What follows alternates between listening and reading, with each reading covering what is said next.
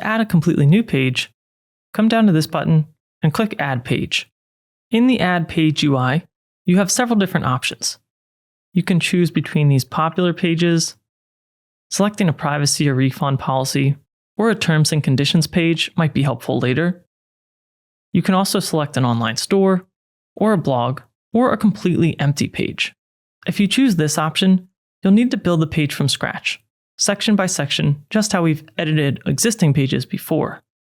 The other option you have, and probably the best for most people, is to generate a page. Once you click Generate Page, you'll have the ability to fill out a page description, similar to how we created our site in the first place. Click here to see examples, or if you're ready with your prompt, click here and enter it. In my example, perhaps we're trying to recreate a gallery page. I'll enter my prompt and click Create Page. Then Hostinger will show the page creation process. I'll close this and see how it did. It might not be perfect, but this is typically faster than creating each new section completely from scratch.